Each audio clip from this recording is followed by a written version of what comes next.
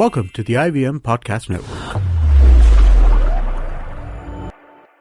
Hey, welcome to Geek Fruit Retcon, where we travel back in time to a previous episode from our inglorious history on the Geek Fruit Podcast. Happy listening, you nerds.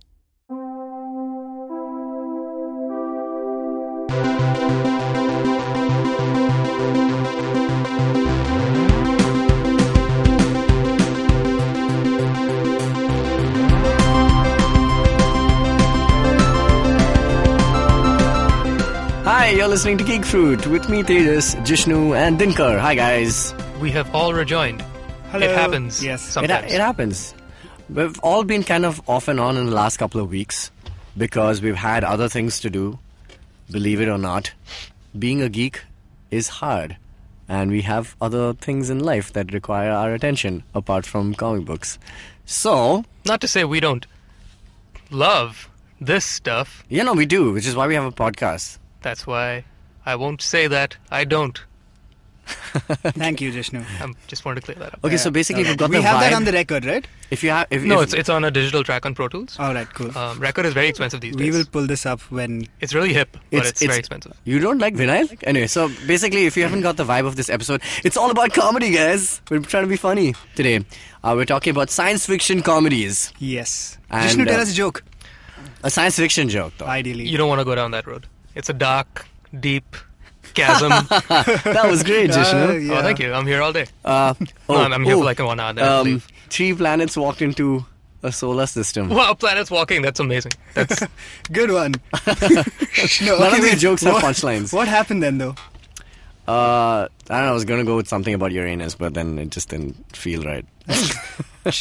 I think his joke Plutoed. Okay. All right, okay. We actually have stuff to talk about Can we today. abort this fetus of comedy? Yes. Okay. So, we have we're going to be talking about science fiction comedies and stuff like that, and the this weird genre itself. But before that, we have some cool news to talk about. Actually, should we read some emails first, or should we just get into some news? We have an email from an Emil. A meal from a meal. Yeah, Am I supposed to look surprised at but that piece of information? I was going for the Emil from Emil thing, but... I think we should not make him like we should not read his mail out like, oh, we have a mail. We should just be like, what's his correspondence today? He has his own segment now. He has his own segment I think pretty much. so. All right. All right, cool. This week on Emil Mail. Hello friends, hope you're doing well. It was good to hear Siddhant Mehta from Cheap Beer. I hope he was not under the influence. Was he? Under the influence of what though? Gravity? I was Because we not. all are. I was not here. Yeah. You tell me. He was not, I can safely say. Yeah, Again, this is on the record. No, you have to understand also that the guys, Jishnu and I have had this conversation before. We were like, oh, why does Adventures of Cheap Beer come out only every 2 weeks? He's like, for their health. They cannot afford to get like wasted like every week almost. That's kind But of... hey, let me plug that show real quick. Yeah. If you are not like Emil, that apparently now knows. Apparently, he knows a good amount of the IVM roster. If he was familiar with that. No, but we I guess also talk about it. did Siddhant mention the show? I'm sure he did. No, but we also were talk there. about Okay. it. We talked about the show, Okay, yes. so Okay. listen to that show. Back to the show. You guys took me down memory lane last week with the Spider-Man episode. I remember back in the early 90s, I used to enjoy watching the cartoons on DD. Spider-Man and He-Man and the Masters of the Universe. Yeah, He-Man just celebrated being how many years old? 40? Something like that. 40 years, like the anniversary basically Yeah. of the first airing of He-Man. Just Same happened. with- middle-aged man. Same with the. Same with G.I. Joe. Yeah, exactly. Recently 40. Yep. On that note, do you guys plan on recording an episode about cartoons as Generation Y's watched when we were young? Very good idea. I'd love to do that. Plus the change in quality of cartoons released in this day and age. So, I don't know if you've heard it, Emil, but for anybody else, we did an episode on the Powerpuff Girls when it got rebooted. This was several months ago. So you could look for that. I wish I knew off the top of my head what episode number that was, so you could look it up. But it's in season 1, I'm pretty sure. If you look us up on the Savan app, Yeah.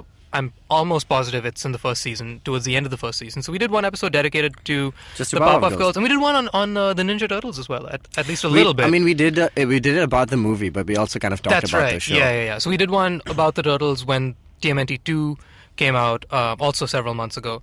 So you could look those up. But yeah, that's a great idea. But we'll yeah, it's definitely also talk kind of about- topical since actually just like a couple of days ago, one of the animators, the voice actor for Zorak and Moltar from Space Ghost Coast to Coast, and a bunch of Adult Swim. He passed away at 54. So as a tribute to him, they uploaded all the episodes of Space Ghost Coast to Coast for free.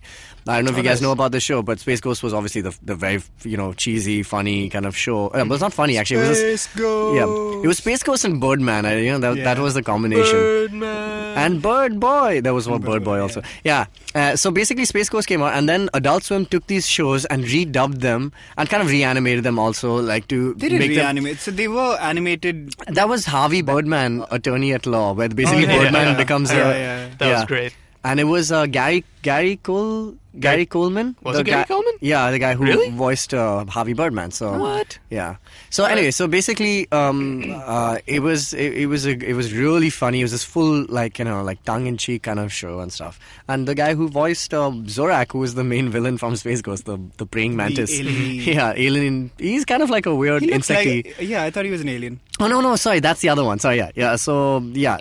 Well, Zorak and Moltar, the same guy, he passed away. So as a tribute, they kind of uploaded all the episodes.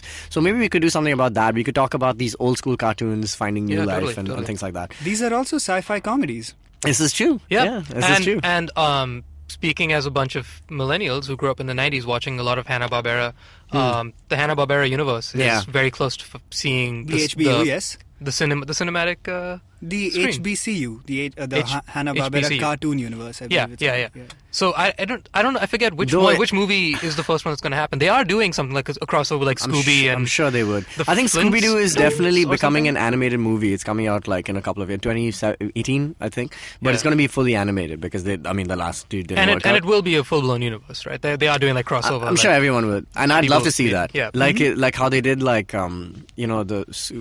Laugh Olympics. Yeah, I love Yeah. that. I love the Laugh Olympics. Yeah, those were great. And even I would love to watch something like the Wacky Races or something. That would be great. That would be like Mad a Max like a is Mad pretty Max. much the Wacky Races. Pretty much just a Wacky Like Races. Mad Max meets basically one of these things. Space Jam with LeBron James is coming out a year, 2 years? I Very mean, soon, pretty soon. It's been greenlit. It's happening. It's happening now. I'm but excited.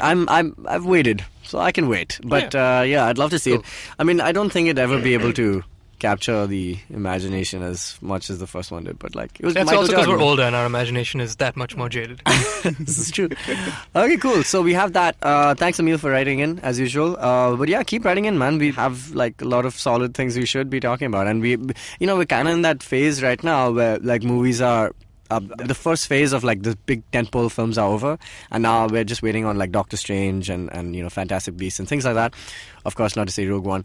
So, and also the fall shows have just begun, so we can't really talk about those just yet. Yeah. So we have a bunch of time to kind of really dive into something interesting, like today's episode. So yeah, please keep sending those in. Anybody else, you can write to us, contactgeekfruit@gmail.com. Yep. Cool, Dinkar, you want to talk about the Emmys, man? Yeah, man. The Emmys happen. Okay, They did. cool. So We'll be back up. Anything interesting? Yeah, anything pretty worth- forgettable. Well, Game of Thrones won a ton of stuff. Okay, that's They- to no surprise. It was a great Yeah. season, yeah. Yeah, they beat Frasier's record for number of Emmys overall. Oh.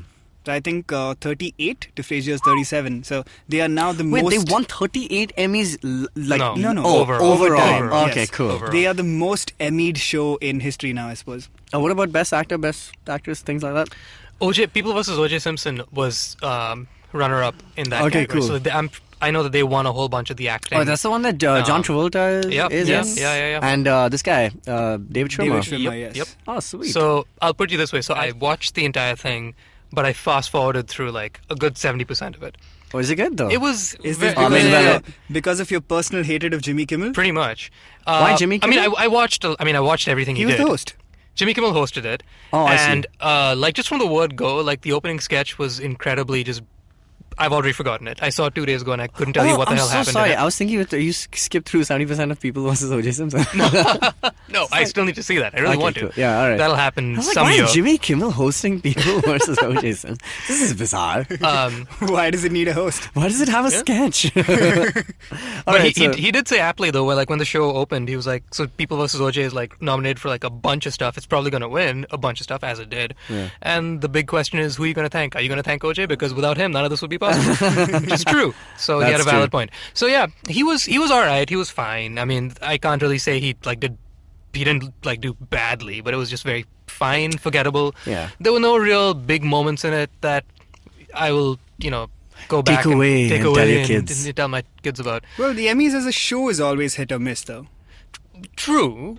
I mean, that's any show, I guess. Yeah. But I mean, like when Neil like Patrick awards Harris shows, when Neil Patrick Harris did it, I loved it. But then again, Andy I'm a big Samberg's as fan well of. was pretty good. I'm a Andy big fan Samberg of was last Patrick year. Harris. Dude, I don't Samberg watch the was, I Emmys. think, 2 years ago. Yeah. I Anyway, haven't watched the I don't know. Emmys. Winners. Yeah. So, in the acting categories, Yeah. Rami Malek from Mr. Robot and Tatiana Maslany from So this Orphan is Black. So this is won. a real show, then, Mr. Robot. I should watch it then. Yes, it is a Yeah, real show. I got through 4 episodes of You know, season 1, and then I that's had the other thing, shows though. to I see. can't take the USA Network seriously because of Yeah. Suits. I know what they're going for, and now I feel like Mr. Robot is like, it's gonna be one of those. The second season is really critically acclaimed. Is it though? Yeah, apparently. Like, So Yeah. those are their biggest shows, Suits and Mr. Robot. Yes. Is I it? suppose. Okay, so they're a thing. Maybe I'll pay attention. we'll get Have you there guys eventually. watched Orphan Black? No. No, I haven't actually. Also a really good show. From- Small point. So, like I said, I skipped through a lot of it, but I did I saw who was nominated, who won, and everything. I did listen to all the speeches and all that. But what I noticed was that when I was going through it, when they read out all the nominations for things like what's it technically called?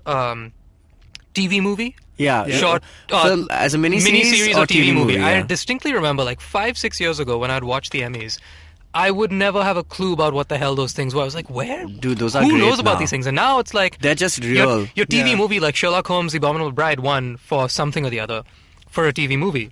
And I was like, I remember I saw that thing twice. I'm deeply invested in TV movies. And so I was Yeah. really pleased to see that now it's come to a point where all the awards yeah. during the Emmys, from obviously acting everybody knows about, now directing is in the forefront, that we genuinely care about Yeah. who's directing something. When we hear this movie's being made, amazing, who's it being directed by? Oh, that guy. We know enough and care enough about the art of directing and the directors themselves that we Right. have an opinion on it. And it's come to the point now where also whoever's in charge of deciding what awards get aired versus the awards that don't get aired earlier, now animation and sound design, things like that are in the forefront where they're in the public eye. That's great, So I'm man. really pleased to see that now TV movies and all that, which previously 5 years ago, before streaming was a thing, Yeah. people wouldn't care about. It's also just Now it's in the very much age in of front. with Quality with, of TV has no quality for sure, but it's also because people are more aware because they have access to Yeah. now find out stuff. With Yeah. IMDb becoming a real thing over the last 20 years, they people actively seek out these things because these databases are made available to us. So now we know, and we know whatever we have liked is being created by somebody Yeah. who's done it before. So yeah, Exactly. that's pretty much it. That's great though. It's awesome. I'm glad that producers are taken more seriously, and we were talking about in the other episode, people like Kathleen Kennedy and stuff. So important, so vital to It's good because now we make their jobs harder. Yeah, because exactly. we now understand Yeah. what it is they do to some extent at Yeah, least. no, what's their role? Yeah, it's Yeah. it's more of a creative producer Yeah. role. Anyway, Anyway, anything else from the show, Dinkar? well Awards-wise, worth mentioning? are there any performances that happen in the Emmys, like musical performances? Tori Kelly played the In Memoriam. She played Hallelujah. Oh, that was about I've it. heard that song. That's about it. Okay, all right. Well, yeah, that's about it. Maggie Smith won supporting actress in a drama. That was okay. The That one was one the cool one the good one joke. cool moment was that when he gives his opening monologue, Jimmy Kimmel mentions the fact that Maggie Smith has been nominated, and she's been nominated several times for Emmys. She's won 3 of them, and she has never shown up for any of the Emmys that she's won at. Oh, I see. And so he just called her out at the very top of the show and was like, okay, if you win, you will not be getting the Emmy. You have to come and get it yourself. Come meet me and I'll give it to you. And she won. And immediately before whoever was announcing the winner, I think Minnie Driver and somebody else announced that she won, before they could be like, so she's not here today, but we'd like to accept her on her behalf. He walks out and takes it and is like, nope, I'm putting in Lost and Found. Which is cool. So I hope that works out That's favorably hilarious. for both of them. That's a good story. And they can meet and reconcile. Nice. So that's Best cool. variety talk series, John Oliver. Well Last week deserved. tonight. Of course. Well yes, deserved. Definitely. He's the new Jon Stewart. So, Yep. yeah. Julia Louis-Dreyfus won. For Veep, right? For Veep, Yeah, I yeah. heard that She's a won machine. bump. She wins every year. Yeah. She's a champ, and that show is so good this season. I have never, never seen it. that Never show. seen it. Great. It's I've never Which seen is a surprising thing. because I loved I honestly Seinfeld. couldn't tell you the first thing about that show. it's nothing like Seinfeld for starters. I have no idea what it's about. Is it? It's- Don't say it's about nothing. It's about the vice president Veep. of the United States That's of why she's the Veep. America. She's the Veep.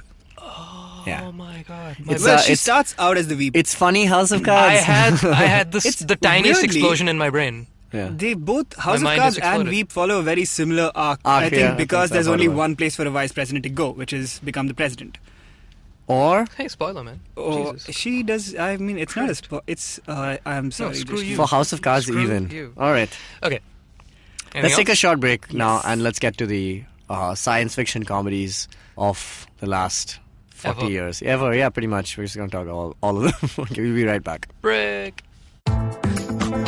What's the best new restaurant in town? Which bar sucked? What's the worst new Hindi film? What's the most obscure thing to do on the weekend? And what's the most interesting new walking tour? If you want to know how to make the most of Bombay, listen to the Podcast by thedailypow.com. We are Pronuti. Amit? And Purva. We're your guide to what to do, see, and eat in the city. You can find new episodes of the Podcast every Monday on the IVM Podcast app or any other podcasting app that you prefer and on thedailypow.com. So, science fiction sometimes is funny. Knock knock. Uh-oh. Who's there? Wait, That's no, not- you I better mean, have a good why? joke. I'll Oh. slap you.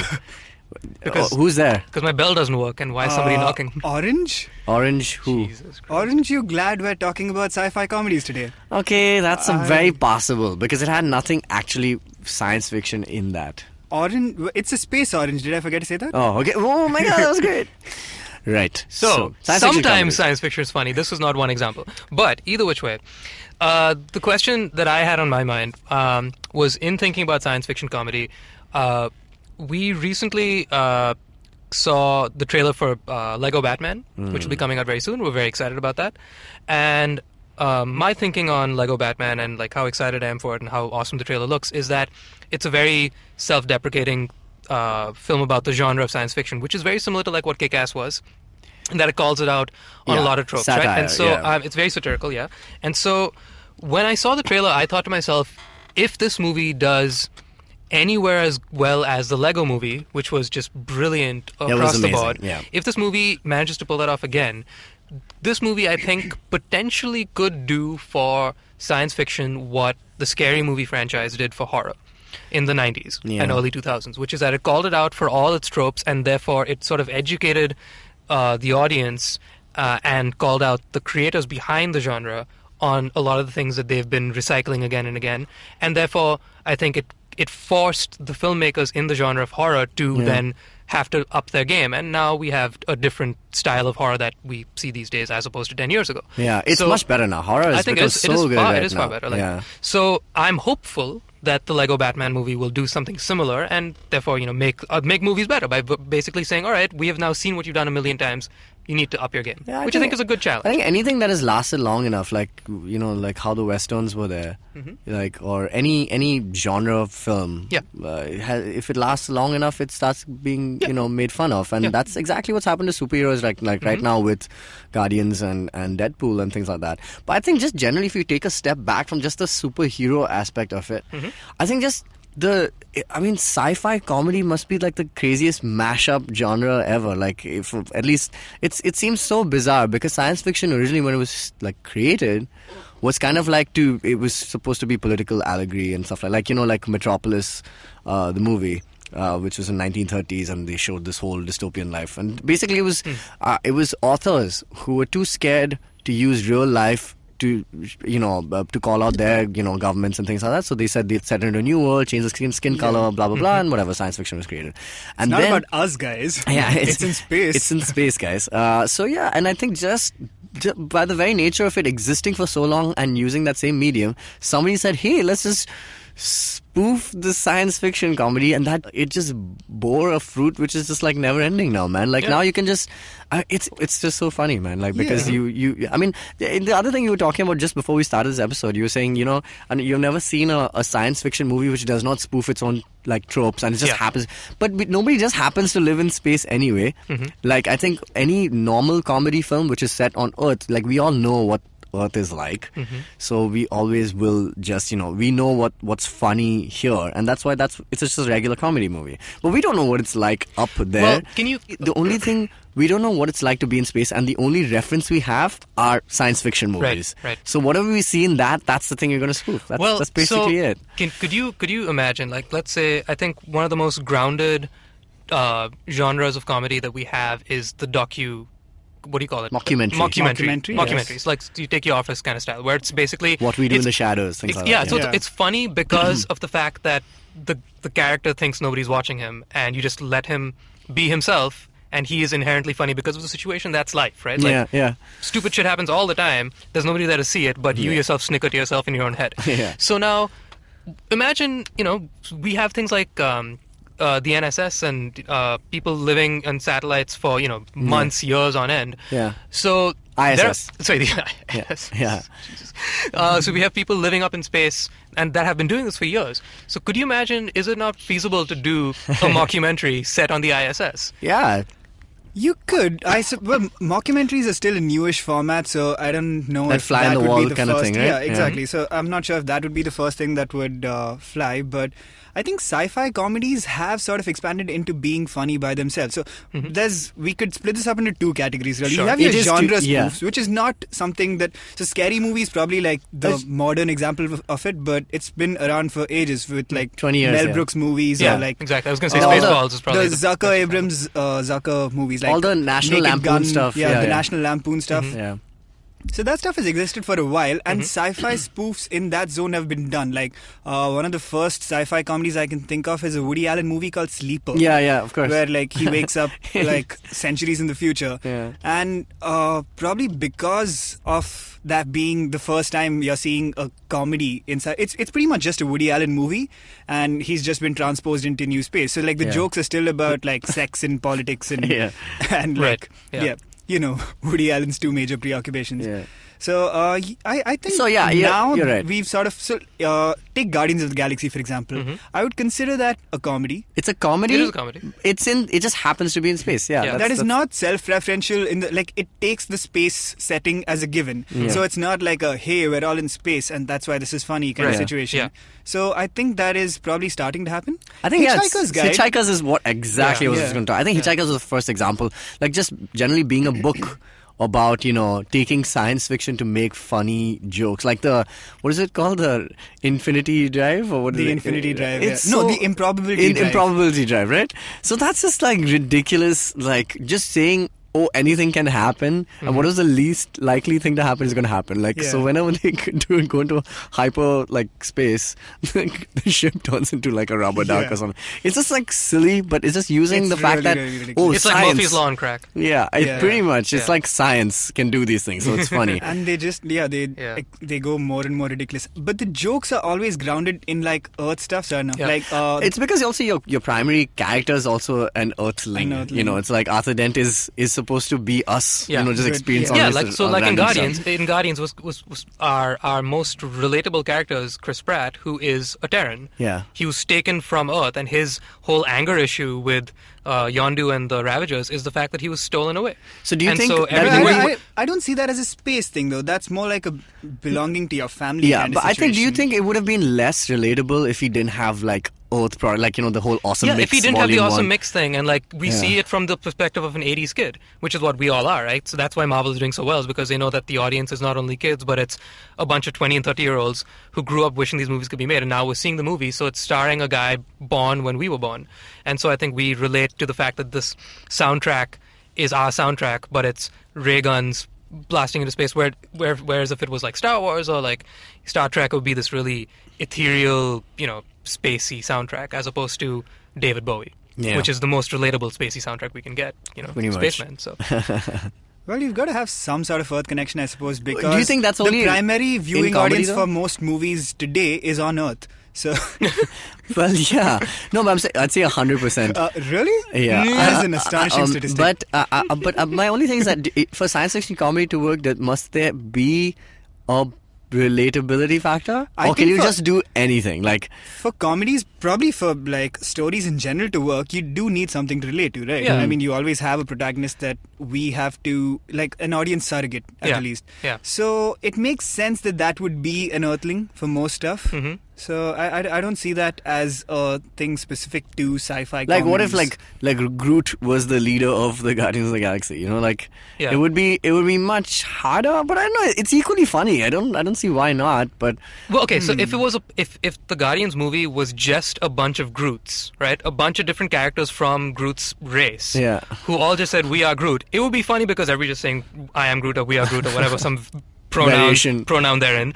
But you wouldn't get a lot done because You wouldn't get a there lot wouldn't be done. any subtlety, and comedy is about subtlety because comedy, I think, is about the fact that this is technically wrong. That's why it's funny, or But, this I mean, is like I don't think not it's what it should be. You know, it's always like about it's- subtlety. It's like slapstick has worked like Ash versus Evil Dead. Yeah. Has been like so funny because it's literally like an arm getting chopped off and then that arm being used to like it's like it's so stupid. Right, but I think Yeah. so if you had arms being chopped off and a bunch of Groots are fighting, and you put a different kind of soundtrack to that, you put epic war music behind it, it wouldn't be funny. Yeah, it's not funny. But anymore. it's funny to us because we can see that we're on a planet with a bunch of trees. Yeah. And there's one human there who's like, "Yo, we are in fact on a planet with a bunch of trees. Why is this happening?" Yeah, it's that very referential kind. I mean, again, that's we come back to the whole self-awareness thing. I mean, like like one of my favorite lines from this whole Marvel Cinematic Universe is in I think Ultron, and Hawkeye is In the crashing house? Yeah, in the house, and he's like, I've got a bow and arrow. Yeah. These are robots. Yeah. You can He's move like, stuff. "The city is falling. The city is falling." None of this Yeah, makes yeah, sense. Yeah.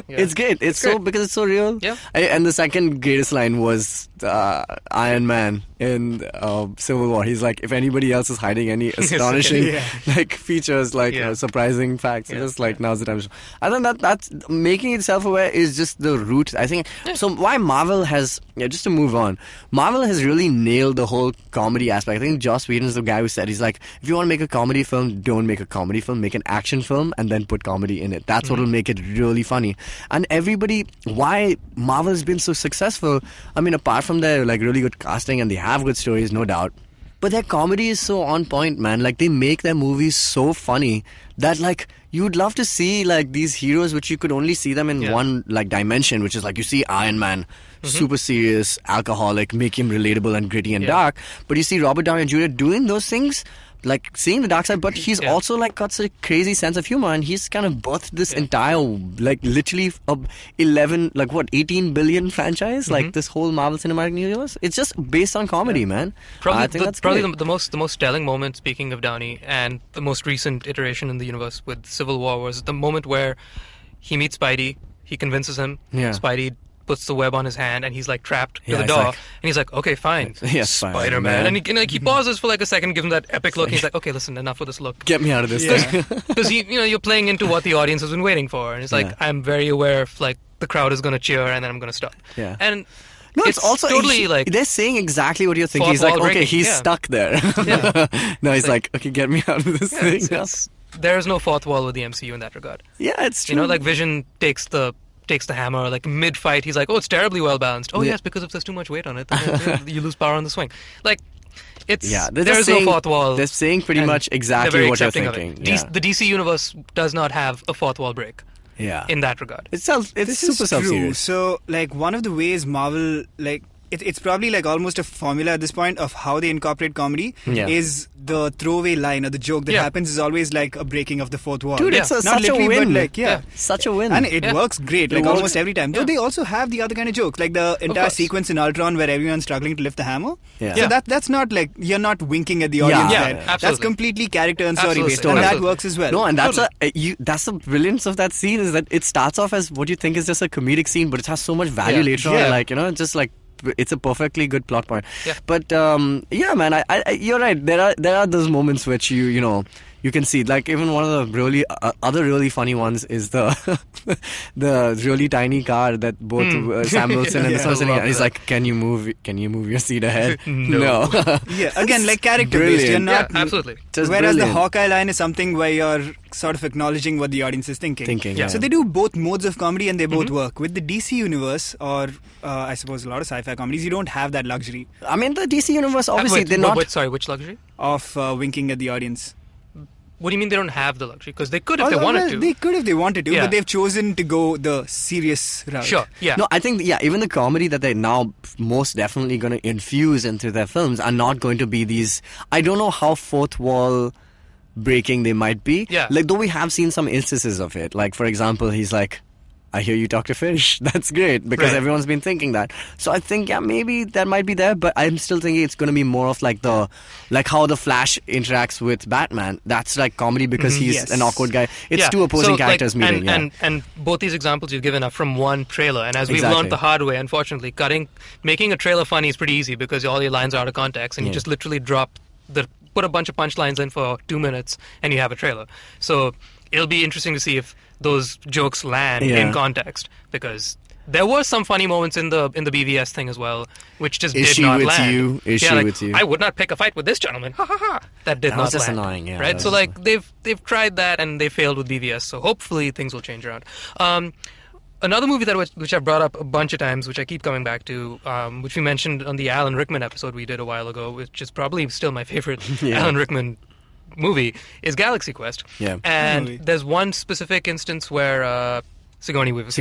Yeah. Sigourney Weaver and Tim Allen running through some maze of like chompers and fire and all this whatnot, and there's this kid back on Earth who's like, I watched the episode where you guys did this thing. I'm going to tell you how to like basically how to play Frogger and how to jump, when to jump. When to jump, and yeah. she literally screams out, whoever wrote this episode should die, in frustration of like, why the hell is there just some random chompers in this middle of this ship? This has no purpose of any kind.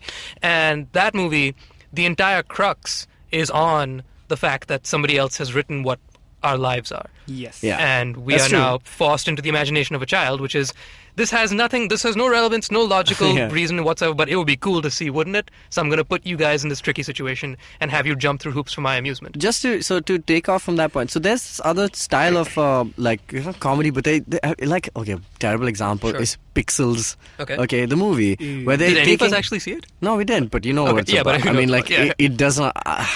We gotta Yeah. be an idiot to know, like, Yeah. this is a surprise ending. Yeah. Like, for example, the Lego movie. Right. I didn't see that ending ever Nope. in my life Nope. coming. That movie was so Yeah. good, right?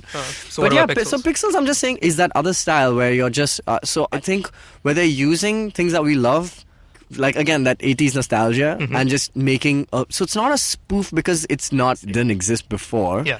But at the same time, it's just regular comedy because it's set on.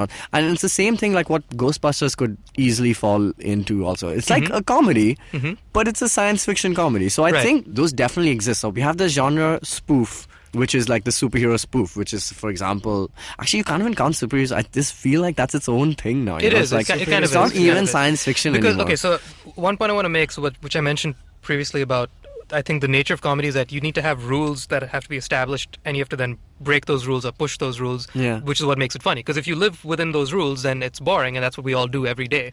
And we want to see a movie, we want to listen to music, we want to laugh at a joke because we want something to take us out of this mundane Yeah, world. something fresh, Right? yeah. Something fresh. So when you take a reality-based comedy, literally any movie that is... It could be fiction, but it's still based on Earth and nothing sci-fi about it or superhero about it. Yeah. What's funny is the fact that people are bending the rules of life and getting away with something, or whatever. You're poking fun at something that you shouldn't poke fun at. Right. With science fiction, I think the crutch that they have to bear is you have to build the universe from the Was- ground up, Yeah. and then poke fun at it. So that's, I think, where it gets harder and Cool. trickier. Which Yeah, is, but and there are a lot of movies that, like I said, like how Marvel does it is probably the best way that they do it, is that they don't try and make a comedy film. Like they just don't. Like Star Wars, for example, you won't ever call it a comedy, but it is so much, It's so hilarious. Yeah. It's like hilarious. so Tons many of fun. jokes Yeah. in it. Yeah. Purely because of say Han and Chewie or whatever it is. Yeah, those are great, and it's because it's really simple when you have a story and you want to tell that story, and then like suddenly there's a conscious decision Yeah. saying that the characters within the story would react like how we would. Right, because you need to forget about the fact that they're in space. Yeah. They would just It's be just like two us. guys in a room that happens to be inside a giant tennis ball that can blow up a planet. Exactly, right? Right. It's like it's the difference between say Alien and like Star Wars, right? Alien is like everybody's like in the beginning of the movie, they all make jokes, but like how would you like normally live? Like Yeah. if it was us Yeah. in space, we would be doing the same things. Like we would just be like funny. We'll be funny, but like we'll make Yeah. space jokes. Yeah, like exactly. that's it. Yeah. And I think that's really the way that science fiction comedy has worked the best for me. Like the fact that this is a story, but also there are characters that you totally get because that's you in it, and that's why it's hilarious. And I find I think those are funnier than and I love spoofs more as much as the next person, but Yeah. I always prefer comedy when it's not out to make you laugh, Yeah. but it's hilarious either way. Like Yeah. I think those are the best versions of it. Have you seen the Tribbles episode on Star Trek? No. So the Tribbles episode is Just original Star Trek. the original Star Trek. Okay. Yeah. The Tribbles episode. So if you're not familiar with Tribbles are basically they're just like not plush toys. What am I saying? They're those squishy, scrunchy type. What's What is the a word? stress ball? No, what's the word I'm thinking of? Oh, damn. Squishy Soft ball. toys. They're the Slinky? They're furry, basically. They're furry little. Like those trolls. Yeah, think Troll trolls, dolls. but they're just a big ball of fur. Oh, okay, right? cool. So the Tribble episode is a hilarious episode that is like infamous in Star Trek Yeah. lore because it's just such a random throwaway episode that keeps getting referenced because basically the whole premise of that episode is that the Enterprise gets overrun by a army of Tribbles. this thing called Tribbles, which is basically somebody finds one and they're like, oh, it's such a cute little, it's like a gerbil. It's like a Okay, little hamster. It's like, nice. oh, it's a cute little pet. And they're like, oh, they're cute. Is it and then, sentient? It Oh, is, okay, alright. and they start breeding like Oh, rabbits, and yeah. then they like get overrun by tribbles, and So great. And Star Trek is the it's best, These, right? So it's these cute little toys, basically, that are just like fodder for the action figure range to be made, right? To make money off of, which they have, and the entire episode is a bunch of dudes living in space on the spaceship. And they have the domestic trouble of, oh no, somebody bought a bunny rabbit and the bunny rabbit multiplied. Oh no, guys, Pretty much. our spaceship is going to blow up by a bunch of bunnies that are going to take over. It's the space bunny rabbit Exactly, problem. and so it's just cute because that episode is nothing to do with the beautiful opera of the majesty of the exploration of space and yeah. Khan and But that's the battles. greatest It's just thing like, about Star guys, Trek, we have yeah. like a rodent infestation. Yeah, We we have gotta an take care of it. infestation problem. Yeah. taking That's away all it everything. is, and it's great because it's like they said we have now established a status quo enough that we can have domestic household problems that you could see on an episode of Full House. Yeah, Star Trek's got many modes like Yeah, that. it's That's got one of tons the of great modes. things Yeah. about it. Yeah, Which what makes it endearing. Dude, Yeah. some Star Trek episodes are not even in space. Like they're in that hollow Yeah. projection room, Yeah. which is that's my favorite part of Star Trek. Is that literally it goes anywhere. It's like Space House. Speaking Anyway, of PSA, December 9th, mark your calendars, Full House Season 2. Fuller House. Fuller House. Oh, so Sorry. it's on, huh? It's on. I see. Okay, I will mark your calendar. Oh, it's been marked. We will take a short break and we'll come back. Hi, I'm Amit Verma, the host of the weekly podcast The Seen and the Unseen. In my show, I examine the seen effects and the unintended consequences of public policy and private action. I show how policies meant to help the poor often end up hurting the poor. I've done episodes so far on demonetization, GST, surgical strikes, immigration and MRP, and I will continue my forensic assault on the truth in the weeks to come. Catch the show every Monday on the IVM Podcast app or any other podcasting app that you prefer. Or visit seenunseen.in for all the latest updates. Cool. We're back talking about science fiction comedies. The other type of comedy I think we skipped is like one of my, like when we were thinking of doing this episode, I was like, I really like the comedy which is like the really subtle version of the comedy. So not like the Marvel thing. So something like the Bicentennial Man. It's like a dramedy, Yeah. but like it's got Robin Williams in it, and Of he course. was cast in it because he could be like really funny and be really like and do all his antics and things like that. And that's like one of my favorite movies, like of all time. I think it did pretty averagely, enough, yeah. which is so strange. Yeah, but it's like, man, I think just the fact that, so that's the different kind of comedy where this, and I would have never expected it because it's an Isaac Asimov like book, and the fact that they've chosen like a comedic actor to portray a very, very serious kind of role was like that was like a master stroke for me. And Yeah. like I've always like loved that kind of like drama-ish kind of comedy. It was that really also really works well when you're trying to tell a really dramatic story, but again you have a character who's just fish out of water Sure. kind of thing. Yeah. I think that also really works like excellently, man. I think it's exactly like what you said about what Joss Whedon said about you don't write comedy, you write a story, and it just happens to be funny. And the story can be action, exactly. it can be science fiction. Because when I think about it, I mean, everything we've been saying so far in this episode is just reiterating the fact that they just happen to have ray guns, and they Yeah. happen to be in space. So it could be they happen to be on the Titanic. Like the Titanic could have been a really funny movie They if could you have. only focused on what's her name, the lady that just doesn't stop talking. the old lady. Not the old lady. The She also does not stop the talking. large lady, yeah. That's the whole story. What's her name? The one with the feather hat and the Oh man, I can't. I southern. have no idea. Anyway. The only James Cameron movies I rewatched are Terminator and Aliens. So I'm sorry. Terminator could have been really funny if you followed like Terminator 2, Yeah. the kid's friend. If you follow John Connor's friend, Yeah, the guy who gets stood up at the arcade. yeah, exactly, that guy. Like, if you just followed him, it would have been like, yeah, and there was some random dude with an Austrian accent. He just showed up in a leather jacket and, like, took my friend away. I think this is kind of weird. Does anybody Speaking of else which, think so? there's a hilarious redub of the opening scene where he goes and asks for, I need your suit, your boots, and there's a Punjabi version of it, like a Punjabi dub, which is so funny. And I've scoured the internet for it again, but I seem to have lost it somewhere. But somebody just did this dub, and they did everything. So, like, he walks into the bar, and instead of the music... Oh, they recreate the whole thing? Yeah, or they just overdubbed it? They've overdubbed it, but they've overdubbed everything. So, like, even the music. they have the SFX and everything on, but the music playing at the bar is like this... like this Bhangra music. Bhangra, yeah. It's great. And This it's like, might be the "Maino best." tera suit, tera boot, aur tera chabi," something. And it's so good. And it, like, you know, when he gets stabbed, like, basically butts the cigarette out. And then he stabs him with that thing, and he goes, "Oi!"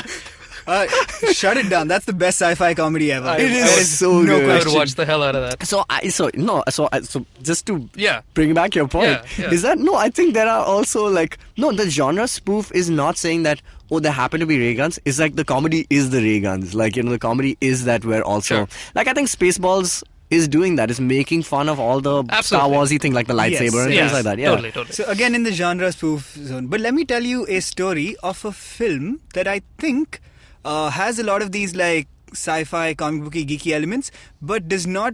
They use them to aid the comedy, but not to wink at the genre or the audience. Which is? Scott Pilgrim. Very true. Okay. So it's a ridiculously fantastical world. I mean, like, Yeah. people ring bells and sound effects Sure, pop out. yeah. And there's battles between, like, Right. every one of... You know, I mean, it is kind of... I mean, it's poking fun of not the genre... Like, you know, for the... like, the whole... It is a full thing on anime, right? Like, it's an is, anime-ish... but it's not making fun of the medium. It's just, like, using it in a different way. I would say. Yeah, that's true, It's actually. just yeah. taking those tropes and flipping it. Or rather, like you said, using it for different endgames. For example, whenever he kills enemies with those swords, they burst into coins and they things like burst that. into Yeah. So that's kind of like saying, I mean, yeah, it's not saying it's funny. It's saying it's cool, and you're using it in a very clever way Yeah. to tell your story. Yeah, I agree, man. Scott Edgar Pilgrim is Wright great. movies in general, maybe the entire Cornetto trilogy, for example. Yeah, Absolutely. amazing. Absolutely. So good. But, I mean, there in which, like, say, in The World's End, Yeah. when they realize that it's a spoiler alert, Yeah. I remembered. Yeah. Well, Well, I think the World's spoiler End, is in the title of the film. that the world ends. The world ends, Well, it does not. apparently. It kind They're of. all androids. No, that's the but- name of a but bar. Anyway, That's the but name of a pub. the moment in the film where everything goes tits up when they realize that it's a bunch of cyborgs or robots or whatever in the bathroom and they have that fight scene, the guys are literally yelling, "Holy crap! Why are there robots here? Yeah. And what is going on?" And then obviously the premise of the movie is these regular dudes have to figure out the conspiracy and, like, why are there in fact robots? Yeah. But they're calling a spade a spade, and Oh. that's funny because they're not like. That oh, brings up crap, a good point. I guess that it's, brings up you a know. good point. Edgar Wright, in many of his movie interviews, he said this, and actually that maybe is a good term to define it. He says, like, I love making social science fiction, which is like this whole layman kind of perspective, Yeah. and like where sciencey things happen. Yeah. Like, and The World's End is a perfect example of Same with of Shaun of the social- Dead. Same with yeah, Hot same Fuzz. with- Like, they're all of them. They're all based on that. He's not a Hot regular. Fuzz, but like, yeah. No, even Hot Fuzz with the conspiracy. Yeah, Like, I mean- he's like, how the hell did old lady at the grocery store Yeah, have, why do you have a murder walkie-talkie? people And outright. yeah, like, wait, there's a what? Yeah. So I mean, it's full So of I it. think, but social science fiction is really where the comedy lies. It's that Yeah. whole, you know, oh my gosh, this is happening. Yeah. Perfect. Yeah. Yeah, that's Yeah. great. Yeah, that's the best kind of comedy. I mean, Because, like, you see that every year, every 6 months when Apple releases something, you see like the spoof. the minute the AirBuds got released, like, oh wow, this is exactly like It's not AirBuds. It's ear. What's it's, it called? It's Air- AirPods. exactly. And somebody said, I'm just gonna call them AirBuds now. Yeah, pretty much. I mean, and like, you know, we look like if you put them on, you're going to look exactly like every science fiction movie made from the 80s with people with like these headphones sticking out and, you know. With the point you Yeah, want. you have to call it exactly what it is. And what it is we have finally reached An airbud. It's an airbud. the Airbud point. Oh man. I should watch that movie. Airbud? Yeah. They're all 13. How many are there? Yeah, 13 a of them? million. Really? Airbud basically procreated like nobody's business. That's and the like trouble with triples. so yeah, I'm very- Airbud has, I'm really and there proud was of a that one. movie called Air Buddies also, which was Oh, gee. Two his, airbuds? his kids. Oh, is that like Beethoven's 7th? Yeah, so how do these movies keep being made, man? Are they just really? It's like how Mahesh Bhatt makes films, right? Okay, so basically he makes a movie for every month of the year. Sorry. This is my cousin told me this. He's like an industry by himself, which is that he gets composers to write like 50 songs. He picks like 10 songs which work well together, with the best ones. He forms the story around them. And then he's just like, okay, here's one. And so he makes 12 of those in a year, which come out every month. And then one of them is going to strike gold and become Jannat and Jannat 2 with Imran Hashmi. And then boom. And that's your movie, which recovers the cost. Is Air Bud like that? And Beethoven, like the series? I think it's exactly like the same low cost? The same mindset went behind it as the mindset for this freaking Kevin Spacey cat movie. Oh my god! What the hell was it called? It's called. We saw a trailer like just a month ago. Yes. I've seen it like 4 times already. I've put it out of my mind. Yeah, It's so, called whatever it's called. There's a movie about Kevin Spacey. House of Cats. No. Good try. But he basically he becomes a sentient cat somehow. Yes. And He that's wakes exactly up as a like the cat. Beethoven thing. It's That it's movie like has a spectacular cast. Cast. it does. right? They paid a lot of Christopher Walken. Walken is there in it. Like what? But So- he's probably doing a walk-in it's the role. same. It's the guessing, same mentality yeah. as Beethoven, as Dunstan checks in. Dunstan it's like, checks let's in. just get what animal is cute right now? Okay, cats are really big. Cool. Let's put a cat in a movie. Let's get somebody that puts butts in seats. Let's put a name that we can put in a poster, like Kevin Spacey and Christopher Walken. People will go to see a Kevin Spacey Christopher Walken movie without thinking. I'm gonna watch that movie. Yeah, though. we're going to, and we're gonna love it because we're gonna just be like, turn your brain off and just I binge do not on popcorn. think man. we will love this movie. I don't it think we'll looks love it. objectively terrible. Yeah, it like, does. not even It will. funny in like a... In an ironic Hey, sense, yeah. this is I didn't fun say I was kind gonna of be way. sober now, did I? When I watched this movie. Well, that's true though. Yeah, that changes the game. yeah, Maybe. So That changes the game. I don't think he was sober while shooting it. So. I hope not. yeah. It's- Anywho, Yeah. so Maybe he actually murdered someone. Oh, like in who's House of the Cards, and female this is- lead? Is it Jennifer Garner? I couldn't care less. It might be. I don't know. yeah.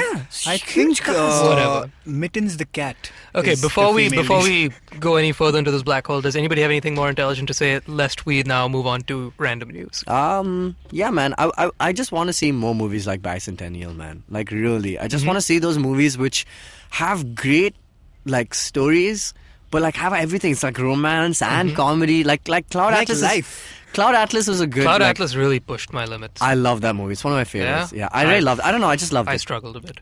I love that but, movie. yeah. But I know people that are like you that love it as well. There I are really people. did enjoy it because I didn't expect much, but it has Sure. a really nice story. But that's a bad example. I'm talking about movies like Bicentennial Man, which I did not expect it to be like really funny. But the moment like Oliver Platt is Yeah. in it, Yeah. and he's so funny. Like both of them Oh, are he's great in hilarious. everything he does. He's great, yeah. Yeah. So I'd love to see more stuff like Chef. He's in that as well, and like that's such a funny movie just by itself. Which is not really got to do with comedy, but it is funny. Oh, I've seen Chef more times than I can count. Yeah. Slice of life movies, but the Yeah. life is in space. Is what we're talking. So something that that occurred to me. So speaking of the earbuds and all the stuff that's coming out now, and like we are starting to look very much like how we pictured Yeah. science fiction when we were kids. It's happening. We've reached that point, right? So is there something to it in which now the movies that are dominating science fiction these days, like primarily superheroes, are doing things where it's so advanced that it's maybe 30 years ahead of us? Are we always thinking 30 years in ahead? Because Minority Report looks like what would happen right now, Exactly, like with the touchscreen right? stuff, and Exactly, yeah, it's exactly. that. So Minority Report, also a movie with a sense of humor. Yeah. Of course. Yeah, definitely. Yeah. But more like that whole, again, aware, that this is what society is like, Yeah. sure. Great movie. Awesome movie. So good. Sorry, what was your question? I've totally forgot. No, so I'm saying, I totally forgot. no, my point is that I think... Something about touchscreens, right? No, something about the fact that science fiction is always, I think usually most of the time, it's set like 20 years Yeah, ahead so of I us. think it's going to So be it's that way. just far enough out Oh of our my reach. god, have we not talked about Back to the Future yet? Oh, yeah. Wow, Oh, my how do we gosh. do We that? talked about sci-fi comedies. How without did we talking do about that? Back to the Oh, Future. let's quickly go through the ones we should Let's have go talked back about. to the future of this episode. Okay. Nope, No, but I won't. think, you know what? Sorry. I think I we will don't not. have the... I think societies... I mean, every movie that we watch which looks like really futuristic, I don't think that's ever going to happen. The only way it's going to look futuristic is probably like... probably look like Elysium or any Neil Blomkamp film, which is like, it's got this heavy science fiction edge, but it looks like it's set in like a third world country, because that's what the world is going to look like. Edge of ultimately, Tomorrow. Yeah? Edge of Tomorrow. Not Edge of Tomorrow? Yeah, Yeah. exactly. Edge of Tomorrow, Edge of yeah. Tomorrow. So I think that's really what the future is going to look like. It's going to look like us wearing Apple Watches, Yeah. but, taking a train from, Right. Andheri to Bangalore. Like Yeah, that's, I'm positive there's some starving kid in Africa that like is wearing has no clothes and no food, but somewhere some kid next to him somehow managed to find a... Dude, India is such a great example of that. Somehow. More people have mobile phones. They don't have maybe roofs over their head, but everybody has a mobile phone. Everybody's on Facebook. Everybody's on Facebook. So I think that's really what the future may look like. So I think the movies will start reflecting that, which is why we see Neil Blomkamp films, why we're seeing more Edge of Tomorrows and things like that. You can't afford a healthy, balanced diet because you can't afford good food, but you can afford a stable internet connection, so you can be on Facebook. You know what Zion looks like in The Matrix, right? Yeah, pretty much. That's it. That's the future, man. Slums with touchscreens. So shit, it's dark. True. So the future is bleak. My point is we need more science fiction comedy. All right, cool. Okay. So there you go. You can find us geekfood.in. You can also contact us at contactgeekfood@gmail.com. There's also a contact tab on our website. I realize how confusing this is, but if you're a geek, you'll figure out in no time. You can also find us on social media. Our individual Twitter handles are what, Jishnu? Jishnu Guha. Tejas Menon. Dinks thinks. There you go. And you can find us at GeekFoodHQ on Twitter, on Instagram, and on Facebook. Cool. Thanks, guys, for a good episode. Toodaloo. Bye. Bye. I don't mean to the loo. Actually, I have to pee though, so I'll go to the loo. See you guys. Bye. You nerds.